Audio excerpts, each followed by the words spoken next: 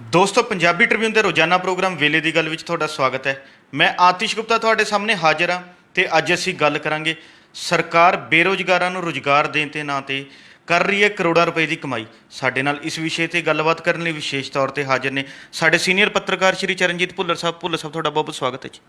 ਮਿਹਰਬਾਨੀ ਜੀ ਤੁਹਾਡੀ। ਚਰਨਜੀਤ ਜੀ, ਪੰਜਾਬ ਵਿਧਾਨ ਸਭਾ ਚੋਣਾਂ ਨਜ਼ਦੀਕ ਆਉਂਦਿਆਂ ਦੇਖਦੇ ਹਾਂ ਪੰਜਾਬ ਸਰਕਾਰ ਧੜਾ ਧੜ ਅਸਾਮੀਆਂ ਕੱਢਣ ਲੱਗੀ ਹੋਈ ਹੈ, ਚਾਹੇ ਉਹ ਅਸਾਮੀਆਂ ਪਟਵਾਰੀ ਦੀ ਹੋਣ ਚਾਹੇ ਹੁਣ ਕਾਂਸਟੇਬਲ ਦੀਆਂ, ਅਤੇ ਵੱਡੀ ਗਿਣਤੀ ਵਿੱਚ ਨੌਜਵਾਨ ਅਪਲਾਈ ਕਰ ਰਹੇ ਨੇ। ਅਤੇ ਦੂਜੇ ਪਾਸੇ ਗੱਲ ਇਹ ਵੀ ਆ ਰਹੀ ਹੈ ਕਿ ਪੰਜਾਬ ਸਰਕਾਰ ਨੇ ਕਿਸੇ ਵੀ ਪੇਪਰ ਦੀ ਅਪਲਾਈ ਕਰਨ ਦੀ ਜਿਹੜੀ ਫੀਸ ਹੈ ਉਹ ਬਹੁਤ ਜ਼ਿਆਦਾ ਰੱਖੀ ਹੋਈ ਹੈ। ਉਸ ਦੇ ਨਾਂ 'ਤੇ ਕਰੋੜਾਂ ਰੁਪਏ ਦੀ ਜਿਹੜੀ ਹੈਗੀ ਕਮਾਈ ਕਰ ਰਹੀ ਹੈ ਸਰਕਾਰ, ਕਿਉਂਕਿ ਨੌਜਵਾਨਾਂ ਨੂੰ ਬੇਰੁਜ਼ਗਾਰਾਂ ਨੂੰ ਰੁਜ਼ਗਾਰ ਦੇਣ ਦੇ ਨਾਂ 'ਤੇ ਕਰੋੜਾਂ ਰੁਪਏ ਜਿਹੜੇ ਕਮਾ ਰਹੀ ਹੈ। ਇਸ ਨੂੰ ਤੁਸੀਂ ਕਿਵੇਂ ਦੇਖਦੇ ਹੋ, ਕੀ ਕਹਿਣਾ ਚਾਹੋਗੇ? ਦੇਖੋ, ਪੰਜਾਬ ਸਰਕਾਰ ਬੇਰੁਜ਼ਗਾਰੀ ਦਾ ਹੱਲ ਲੈਂਦੇ ਹੋਏ ਕਰੋੜਾਂ ਰੁਪਏ ਦੀ ਕਮਾਈ ਕਿਵੇਂ ਕਰ ਰਹੀ ਹੈ, ਇਹ ਜਾਣਨ ਤੋਂ ਪਹਿਲਾਂ ਅਸੀਂ ਜੇ ਇੱਕ ਤੈਰਮੀ ਜੀ ਨਜ਼ਰ ਮਾਰੀਏ ਤਾਂ ਅੱਜ ਦੇ ਸਮੇਂ ਦੇ ਵਿੱਚ ਇਕੱਲੇ ਪੰਜਾਬ 'ਚ ਨਹੀਂ ਬਲਕਿ ਸਮੁੱਚੇ ਮੁਲਕ ਦੇ ਵਿੱਚ ਜਿਹੜਾ ਬੇਰੁਜ਼ਗਾਰੀ ਦਾ ਇਸ਼ੂ ਹੈ ਉਹ ਇੱਕ ਮੁੱਖ ਇਸ਼ੂ ਦੇ ਤੌਰ 'ਤੇ ਉੱਭਰ ਕੇ ਸਾਡੇ ਸਾਹਮਣੇ ਆਇਆ ਹੈਗਾ। ਇਸ ਦਾ ਵੱਡਾ ਕਾਰਨ ਇਹ ਵੀ ਹੈ ਕਿ ਸਾਡੀਆਂ ਸਰਕਾਰਾਂ ਨੇ ਕੋਈ ਠੋਸ ਰੁਜ਼ਗਾਰ ਨੀਤੀ ਨਹੀਂ ਬਣਾਈ ਅਤੇ ਨਾ ਹੀ ਰੁਜ਼ਗਾਰ ਦੇ ਵਸੀਲੇ ਪੈਦਾ ਕੀਤੇ ਔਰ ਨਾ ਹੀ ਰੁਜ਼ਗਾਰ ਦੇ ਮੌਕਿਆਂ ਲਈ ਇੱਕ ਜਿਹੜਾ ਢੁਕਵਾਂ ਮਾਹੌਲ ਹੈ ਉਹ ਨਹੀਂ ਸਿਰਜਿਆ ਜੀ। ਇਹਦਾ ਹੋਇਆ ਕੀ, ਇਸ ਨਾਲ ਹੁੰਦਾ ਕੀ ਹੈ ਕਿ ਤੁਹਾਡੀ ਕੋਈ ਢੁਕਵੀਂ ਰੁਜ਼ਗਾਰ ਨੀਤੀ ਨਹੀਂ ਹੋਏਗੀ ਅਤੇ ਤੁਸੀਂ ਰੁਜ਼ਗਾਰ ਮੁਹੱਈਆ ਨਹੀਂ ਕਰਾਓਗੇ ਤਾਂ ਤੁਹਾਡੀ ਜਿਹੜੀ ਮਾਨਵੀ ਸਾਧਨ ਹੈ ਜੀ ਉਹਨਾਂ ਦੀ ਢੁਕਵੀਂ ਵਰਤੋਂ ਨਹੀਂ ਹੋ ਸਕੇਗੀ। ਤੁਹਾਡੀ ਜਿਹੜੀ ਕਿਰਤ ਸ਼ਕਤੀ ਹੈ ਜਿਹੜੀ ਉਹ ਅਜਾਈ ਚਲੀ ਜਾਏਗੀ। ਦੂਸਰਾ, ਮੁਲਕ ਦੀ ਤਰੱਕੀ ਦੇ ਵਿੱਚ ਜਿਹੜਾ ਵੱਡਾ ਯੋਗਦਾਨ ਹੈ ਵਿਕਾਸ ਦੇ ਵਿੱਚ, ਸਮਾਜ ਦੇ ਵਿਕਾਸ ਦੇ ਵਿੱਚ, ਉਹ ਸਾਡੀ ਜਿਹੜੀ ਯੂਥ ਪਾਵਰ ਪਾਉਂਦੀ ਹੈਗੀ। ਔਰ ਸਾਡੇ ਪੰਜਾਬ ਦੇ ਵਿੱਚ ਜਿਹੜੇ ਨੌਜਵਾਨ ਹੈ ਉਹ ਆਪਣੀ ਜ਼ਿੰਦਗੀ ਦਾ ਅਹਿਮ ਸਮਾਂ ਜਾਂ ਜਿਹੜਾ ਅਹਿਮ ਐਨਰਜੀ ਵਾਲਾ ਪੀਰੀਅਡ ਹੈ ਉਹ ਸੜਕਾਂ 'ਤੇ ਨਾਅਰੇ ਮਾਰਦੇ ਕੱਢ ਦਿੰਦੇ ਨੇ ਜਾਂ ਟਾਵਰਾਂ 'ਤੇ ਚੜ੍ਹ ਕੇ ਕੱਢ ਦਿੰਦੇ ਨੇ ਜਾਂ ਟੈਂਕੀਆਂ 'ਤੇ ਬੈਠ ਕੇ ਰੁਜ਼ਗਾਰ ਮੰਗਦੇ ਆਪਣਾ ਜ਼ਿੰਦਗੀ ਦਾ ਅਹਿਮ ਹਿੱਸਾ ਜਿਹੜਾ ਉਹ ਬਿਤਾ ਦਿੰਦੇ ਨੇ। ਇਸ ਦਾ ਕਾਰਨ ਵੱਡਾ ਇੱਕ ਇਹ ਵੀ ਹੈ ਕਿ ਸਾਡੀਆਂ ਜਿਹੜੀਆਂ ਸਰਕਾਰਾਂ ਨੇ, ਚਾਹੇ ਉਹ ਕਿਸੇ ਵੀ ਧਿਰ ਦੀ ਸਰਕਾਰ ਪਿਛਲੇ ਸਮਿਆਂ ਦੇ ਵਿੱਚ ਬਣੀ ਹੈ, ਤਾਂ ਉਹਨਾਂ ਨੇ ਵੱਡੇ ਵੱਡੇ ਵਾਅਦੇ ਹੈ ਜਿਹੜੇ ਉਹ ਸਾਡੇ ਨੌਜਵਾਨਾਂ ਨਾਲ ਕੀਤੇ ਨੇ ਔਰ ਉਸ ਸਰਕਾਰਾਂ ਬਣਨ ਤੋਂ ਵਾਅਦਿਆਂ ਨੂੰ ਪੂਰਾ ਕਰਨ ਦੀ ਥਾਂ ਇੱਕ ਵੱਡੇ ਵੱਡੇ ਦਾਅਵੇ ਹੈ ਜਿਹੜੇ ਉਹ ਕੀਤੇ ਨੇ। ਹਕੀਕੀ ਰੂਪ ਦੇ ਵਿੱਚ ਕਿਸੇ ਵੀ ਸਰਕਾਰ ਨੇ ਜਿਹੜਾ ਨੌਜਵਾਨਾਂ ਦਾ ਜਿਹੜੇ ਬਾਂਹ ਹੈ ਉਹ ਨਹੀਂ ਫੜੀ, ਜਿਹਦਾ ਕਰਕੇ ਸਰਕਾਰਾਂ ਨੇ ਬਲਕਿ ਉਲਟਾ ਇਸ ਦਾ ਜਿਹੜਾ ਫਾਇਦਾ ਉਠਾਉਣਾ ਸ਼ੁਰੂ ਕਰ ਦਿੱਤਾ। ਅੱਜ ਜਦੋਂ ਵੀ ਕੋਈ ਸਰਕਾਰੀ ਅਸਾਮੀ ਨਿਕਲਦੀ ਹੈ ਉਹਦੇ ਲਈ ਲੱਖਾਂ ਐਪਲੀਕੇਸ਼ਨਾਂ ਧੜਾ ਧੜ ਆ ਜਾਂਦੀਆਂ ਨੇ। ਤਾਂ ਸਾਡੀ ਸਰਕਾਰ ਨੇ ਇਸ ਬੇਰੁਜ਼ਗਾਰਾਂ ਨੂੰ ਜਾਂ ਬੇਰੁਜ਼ਗਾਰ ਜਿਹੜੇ ਨੌਜਵਾਨਾਂ ਦੀ ਜੇਬ ਨੂੰ ਹੈ ਇੱਕ ਸੋਰਸ ਆਫ ਇਨਕਮ ਵੀ ਬਣਾ ਲਿਆ ਹੈਗਾ, ਜਿਸ ਤਰ੍ਹਾਂ ਆਪਾਂ ਅੱਜ ਦਾ ਸਬਜੈਕਟ ਮੁੱਖ ਰੂਪ ਦੇ ਵਿੱਚ ਰੱਖਿਆ ਜੀ।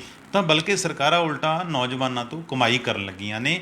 ਉਹਨਾਂ ਨੂੰ ਰੁਜ਼ਗਾਰ ਤਾਂ ਬਹੁਤ ਥੋੜ੍ਹਾ ਦਿੱਤਾ ਜਾਂਦਾ ਹੈਗਾ ਔਰ ਤਰਸਾ ਕੇ ਦਿੱਤਾ ਜਾਂਦਾ ਹੈ। ਫਿਰ ਦੇਖਿਆ ਸੀ ਕਿ ਉਸ ਨੂੰ ਬੇਸਿਕ ਪੇ 'ਤੇ ਰੱਖਿਆ ਜਾਂਦਾ ਹੈਗਾ। ਜਿਸ ਤਰ੍ਹਾਂ ਤੁਸੀਂ ਗੱਲ ਕੀਤੀ ਹੈ ਕਿ ਪਟਵਾਰੀਆਂ ਦੀ, ਤਾਂ ਲੰਘੇ ਐਤਵਾਰ ਪਟਵਾਰੀਆਂ ਦੀ ਪ੍ਰੀਖਿਆ ਕੰਡਕਟ ਕੀਤੀ ਹੈ ਸਾਡੇ SS ਬੋਰਡ ਨੇ। ਤਾਂ ਤਕਰੀਬਨ 1150 ਅਸਾਮੀਆਂ ਦੱਸਦੇ ਨੇ ਅਤੇ ਜਿਨ੍ਹਾਂ ਲਈ 2,34,000 ਕੈਂਡੀਡੇਟਸ ਨੇ ਅਪਲਾਈ ਕੀਤਾ ਸੀ ਔਰ ਉਹਦੇ ਵਿੱਚੋਂ ਤਕਰੀਬਨ 60,000 ਜਿਹੜਾ ਕੈਂਡੀਡੇਟ ਹੈ ਉਹ ਪੇਪਰ ਦੇਣ ਨੂੰ ਖੁੰਝ ਗਿਆ ਜਾਂ ਰਹਿ ਗਿਆ, ਪੇਪਰ 'ਚ ਨਹੀਂ ਬੈਠਾ। ਤਾਂ ਇਹਨਾਂ ਤੋਂ ਮੋਟੇ ਰੂਪ ਦੇ ਵਿੱਚ ਜਿਹੜੀ ਅਪਲਾਈ ਫੀਸ ਹੈ ਜਿਹਦੇ ਆਪਾਂ ਅੱਜ ਫੋਕਸ ਕਰਨਾ ਹੈਗਾ ਉਹ 1,000 ਰੁਪਇਆ ਰੱਖੀ ਗਈ ਸੀ। ਪੰਜਾਬ ਦੇ ਵਿੱਚ ਪਿਛਲੀ ਗੌਰਮੈਂਟ ਵੇਲੇ ਜਾਂ ਆਪਾਂ ਕਹਿ ਲਈਏ ਕਿ ਅੱਜ ਤੋਂ 8-9 ਸਾਲ ਪਹਿਲਾਂ ਜਿਹੜੀ ਅਪਲਾਈ ਫੀਸ ਹੁੰਦੀ ਸੀ SS ਬੋਰਡ ਦੀ ਉਹ 600 ਰੁਪਇਆ ਹੁੰਦੀ ਸੀ ਔਰ ਜਿਹੜੇ SC BC ਕੈਟਾਗਰੀ ਹੁੰਦੀ ਸੀ ਉਹ 150 ਰੁਪਇਆ ਹੁੰਦੀ ਸੀ। ਹੁਣ ਉਹ ਵਧਾ ਕੇ 1,000 ਰੁਪਇਆ ਕਰ ਦਿੱਤੀ। SC ਕੈਂਡੀਡੇਟਸ ਲਈ ਹੈ ਜਿਹੜੀ ਉਹ 250 ਰੁਪਏ ਕਰ ਦਿੱਤੀ ਹੈ। ਹੁਣ ਜਿਹੜਾ ਬੇਰੁਜ਼ਗਾਰ ਆਦਮੀ ਹੈ ਉਹਦੇ ਲਈ ਇਹ ਫੀਸ ਹੈ ਜਿਹੜੀ ਬਹੁਤ ਚੋਮੀ ਹੈ।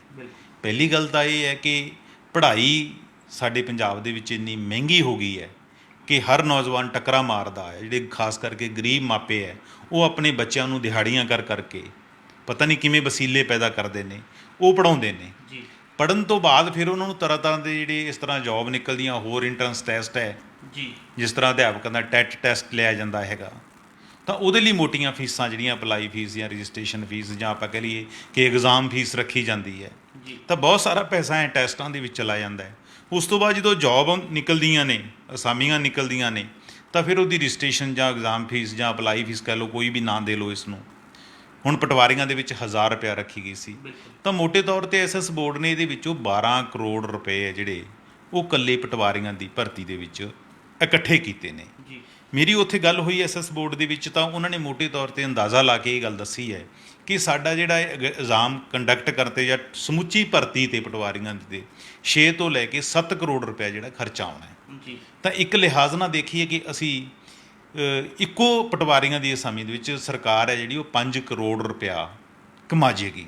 ਜੀ ਫਿਰ ਇਹਦੇ ਵਿੱਚ ਅੱਗੇ ਇਸ ਤਰ੍ਹਾਂ ਦਾ ਸਿਸਟਮ ਹੈ ਕਿ ਬਹੁਤ ਸਾਰੇ ਲੂਪਹੋਲ ਰਹਿ ਜਾਂਦੇ ਨੇ, ਅਤੇ ਬਹੁਤ ਸਾਰੇ ਕੈਂਡੀਡੇਟ ਜਿਹੜੇ ਪਾਸ ਨਹੀਂ ਕਰਦੇ ਉਹ ਕੋਰਟਾਂ 'ਚ ਚਲੇ ਜਾਂਦੇ ਨੇ। ਜੀ ਜਿਵੇਂ ਹੁਣ ਇਹਨਾਂ ਨੇ ਅੱਜ ਇੱਕ ਐਡ ਆਪਣੀ ਵੈਬਸਾਈਟ 'ਤੇ ਪਾਈ ਹੈ, ਜਿਹਦੇ ਵਿੱਚ ਕਿਹਾ ਹੈ ਕਿ ਅਗਰ ਕਿਸੇ ਕੈਂਡੀਡੇਟ ਨੂੰ ਪਟਵਾਰੀਆਂ ਦੀ ਭਰਤੀ ਦੇ ਵਿੱਚ ਕੋਈ ਕਿਸੇ ਕਿਸਮ ਦਾ ਓਬਜੈਕਸ਼ਨ ਹੈ ਜੀ ਆਪਣੀ ਪ੍ਰੀਖਿਆ ਨੂੰ ਲੈ ਕੇ, ਤਾਂ ਉਹ ਰੇਜ਼ ਕਰ ਸਕਦਾ ਹੈ ਲਿਖਤੀ ਰੂਪ ਦੇ ਵਿੱਚ ਆਨਲਾਈਨ।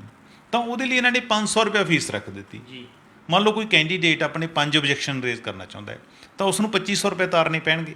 ਜੀ ਵੈਸੇ ਵੀ ਦੇਖੀਏ ਤਾਂ ਐਪਲੀਕੇਸ਼ਨਾਂ ਇੰਨੀਆਂ ਜ਼ਿਆਦਾ ਆਈਆਂ ਵੀਆਂ ਸੀਗੀਆਂ ਕਿ ਇੱਕ ਪੋਸਟ ਪਿੱਛੇ ਔਸਤਨ 203 ਬੰਦੇ ਕੈਂਡੀਡੇਟ ਸੀਗੇ। ਜੀ ਅਸਾਮੀ ਤਾਂ ਇੱਕ ਨੂੰ ਮਿਲਣੀ ਉਹਦੇ ਵਿੱਚੋਂ, ਬਿਲਕੁਲ ਤਾਂ 202 ਬੰਦੇ ਆ ਜਿਹੜੇ ਆਊਟ ਹੋ ਜਾਣਗੇ। ਤਕਰੀਬਨ 2 ਲੱਖ ਰੁਪਇਆ ਤਾਂ ਉਹਨਾਂ ਨੇ ਐਪਲੀਕੇਸ਼ਨ ਫੀਸ ਦੇ ਰੂਪ ਵਿੱਚ ਦਿੱਤਾ ਹੀ ਹੋਏਗਾ। ਜੀ ਫਿਰ ਜਿਹੜੇ ਓਬਜੈਕਸ਼ਨ ਰੇਜ਼ ਕਰਨਗੇ, ਜ਼ਰੂਰੀ ਤਾਂ ਨਹੀਂ ਕਿ ਉਹ ਸਾਰੇ ਪਾਸ ਹੋ ਜਾਣਗੇ ਓਬਜੈਕਸ਼ਨ ਰੇਜ਼, ਜਾਂ ਉਹਨਾਂ ਦੇ ਮੰਨੇ ਜਾਣਗੇ। ਲੋੜ ਤਾਂ ਇਸ ਗੱਲ ਦੀ ਹੈ ਕਿ ਓਬਜੈਕਸ਼ਨ ਰੇਜ਼ ਕਰਨੇ ਕਿਉਂ ਪਏ, ਜੀ ਕਿ ਜਿਹੜਾ ਤੁਸੀਂ ਆਪਣਾ ਪੇਪਰ ਸੈੱਟ ਕੀਤਾ, ਜਿਹੜਾ ਤੁਸੀਂ ਐਕਸਪਰਟਸ ਤੋਂ ਸੈੱਟ ਕਰਾਇਆ, ਉੱਥੇ ਕਿੱਥੇ ਕੁਤਾਹੀਆਂ ਆ ਰਹੀਆਂ, ਕਿੱਥੇ ਗਲਤੀਆਂ ਆ ਰਹੀਆਂ। ਜਿਹੜੇ ਬੰਦੇ ਕਸੂਰਵਾਰ ਹੈ ਉਹਨਾਂ ਨੂੰ ਸਜ਼ਾ ਦੇਣੀ ਬਣਦੀ ਹੈਗੀ ਹੈ। ਜੀ ਇਹ ਸਜ਼ਾ ਅਸੀਂ ਆਪਣੇ ਕੈਂਡੀਡੇਟਸ ਨੂੰ ਕਿਉਂ ਦੇ ਰਹੇ ਹਾਂ? ਸਾਨੂੰ ਥੋੜ੍ਹਾ ਬਹੁਤਾ ਤਾਂ ਖੌਫ ਖਾਣਾ ਚਾਹੀਦਾ ਜਾਂ ਤਰਸ ਕਰਨਾ ਚਾਹੀਦਾ ਹੈ ਕਿ ਪੰਜਾਬ ਦੇ ਵਿੱਚ ਅਸੀਂ ਕਿੰਨਾ ਕੁ ਪਹਿਲਾਂ ਰੁਜ਼ਗਾਰ ਦਿੱਤਾ ਹੈ। ਸਿਰਫ ਦਾਅਵੇ ਕੀਤੇ ਹੈ। ਸੁਖਬੀਰ ਸਿੰਘ ਬਾਦਲ ਹੋਰਾਂ ਨੇ ਪ੍ਰੋਮਿਸ ਕੀਤਾ ਸੀਗਾ 2012 ਦੀਆਂ ਚੋਣਾਂ ਵੇਲੇ ਕਿ 10 ਲੱਖ ਨੂੰ ਅਸੀਂ ਜੀ ਰੁਜ਼ਗਾਰ ਦੇਵਾਂਗੇ, ਸਰਕਾਰੀ ਨੌਕਰੀ ਦੇਵਾਂਗੇ। ਕੈਪਟਨ ਅਮਰਿੰਦਰ ਸਿੰਘ ਹੋਰਾਂ ਨੇ ਘਰ ਘਰ ਰੁਜ਼ਗਾਰ ਦੀ ਗੱਲ ਕੀਤੀ ਸੀ 2017 ਦੇ ਵਿੱਚ, ਔਰ 30 ਲੱਖ ਲੋਕਾਂ ਨੂੰ ਰੁਜ਼ਗਾਰ ਦੇਣ ਦੀ ਗੱਲ ਕੀਤੀ ਸੀ।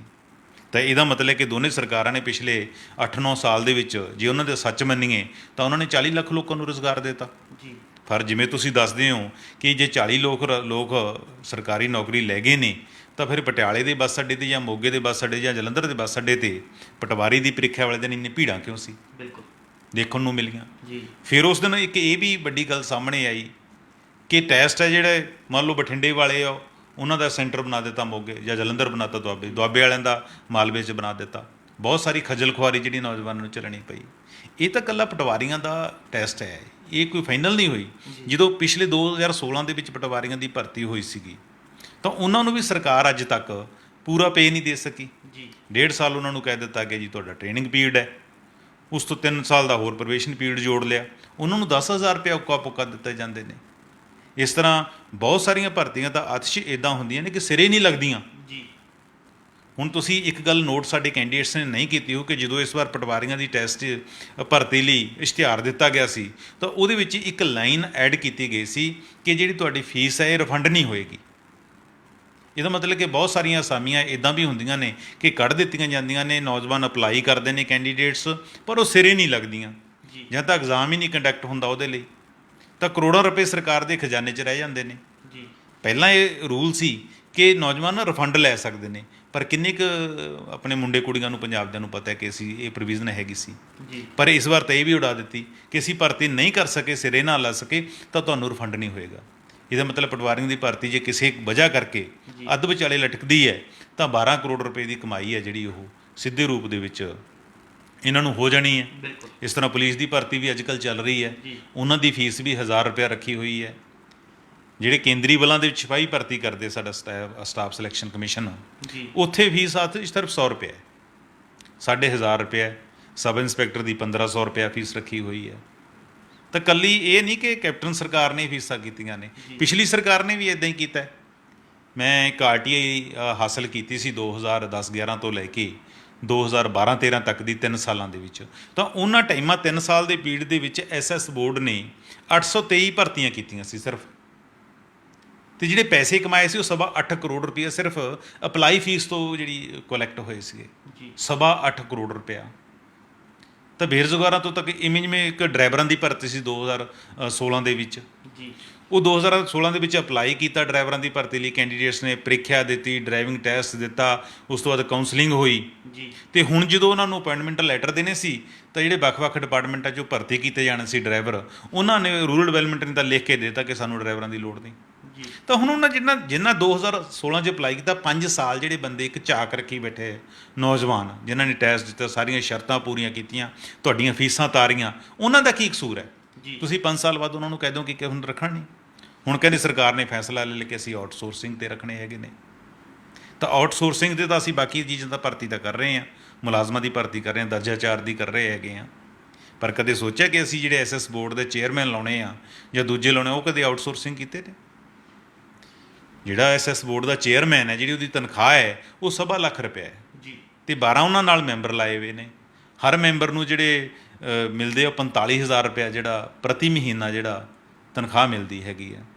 ਤਾਂ ਇਹਨਾਂ ਦੀ ਆਊਟਪੁੱਟ ਵੀ ਦੇਖੀ ਜਾਣੀ ਚਾਹੀਦੀ ਹੈ। ਤਾਂ ਐਸਐਸ ਬੋਰਡ ਨੂੰ ਖੁਦ ਹੀ ਆਪਣੀ ਵੈਬਸਾਈਟ 'ਤੇ ਪਾਉਣਾ ਚਾਹੀਦਾ ਕਿ ਅਸੀਂ 4.5 ਸਾਲਾਂ ਦੇ ਵਿੱਚ ਕਿੰਨੀਆਂ ਅਸਾਮੀਆਂ ਕੱਢੀਆਂ, ਕਿੰਨੀਆਂ ਅਸਾਮੀਆਂ ਸਿਰੇ ਲੱਗੀਆਂ, ਤੇ ਉਹਨਾਂ ਦੇ ਵਿੱਚੋਂ ਕਿੰਨੀ ਅਸੀਂ ਅਪਲਾਈ ਫੀਸ ਲਈ, ਕਿੰਨਾ ਸਾਨੂੰ ਨਫਾ ਹੋਇਆ, ਕਿੰਨਾ ਨੁਕਸਾਨ ਹੋਇਆ। ਚਾਹੀਦਾ ਤਾਂ ਸਟੇਟ ਨੂੰ ਹੈ, ਵੈਲਫੇਅਰ ਸਟੇਟ ਹੈ ਸਾਡੀ, ਕਿ ਅਸੀਂ ਆਪਣੇ ਕੈਂਡੀਡੇਟਸ ਤੋਂ ਕੋਈ ਪੈਸਾ ਲਈਏ। ਦੂਸਰੇ ਸਟੇਟਾਂ ਦੇ ਵਿੱਚ ਇੰਨੀਆਂ ਭਾਰੀ ਫੀਸਾਂ ਨਹੀਂ ਹੈਗੀਆਂ ਜਿੰਨੀਆਂ ਸਾਡੇ ਹੈਗੀਆਂ ਨੇ।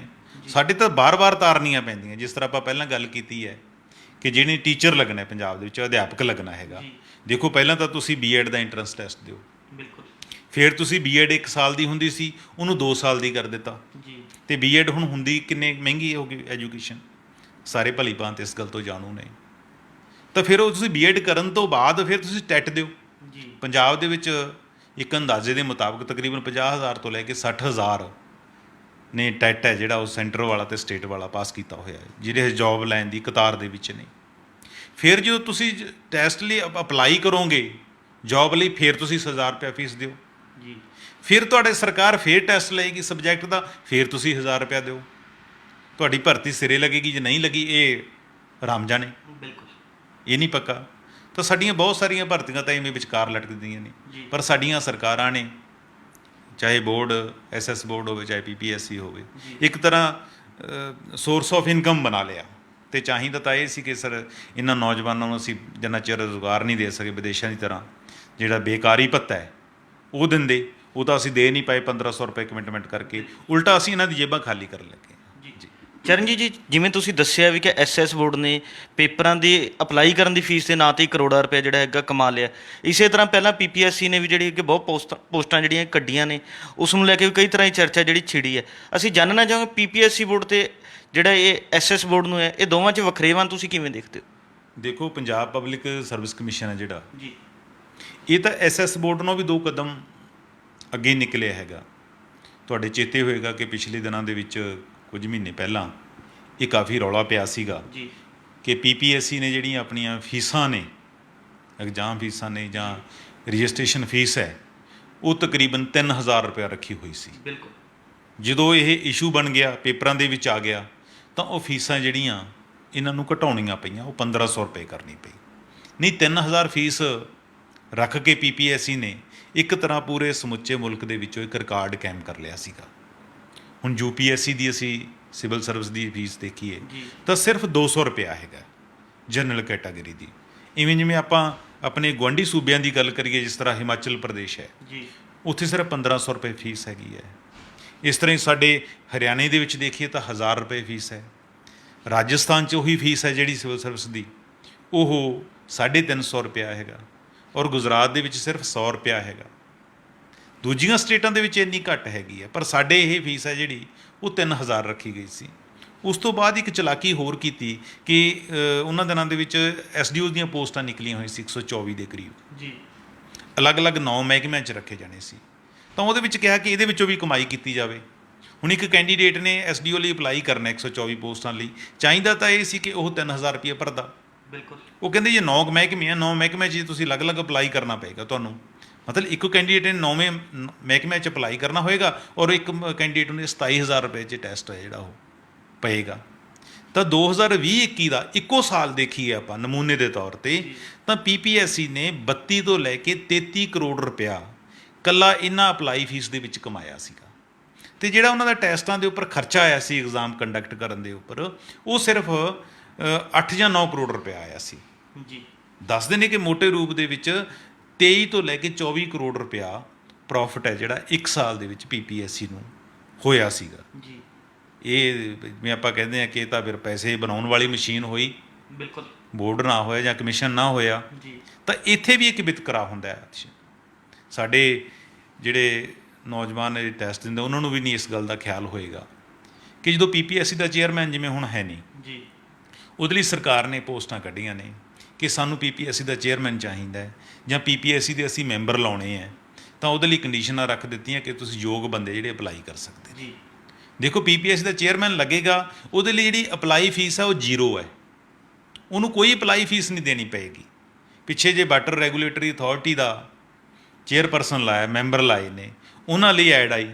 ਇਸ ਤਰ੍ਹਾਂ ਹੀ ਇਨਫੋਰਮੇਸ਼ਨ ਕਮਿਸ਼ਨ ਹੈ ਪੰਜਾਬ ਦਾ, ਉਹਦੇ ਵਿੱਚ ਮੈਂਬਰ ਲਾਏ ਜਾਂਦੇ ਨੇ, ਉਹਨਾਂ ਲਈ ਐਡ ਦਿੱਤੀ ਜਾਂਦੀ ਹੈ।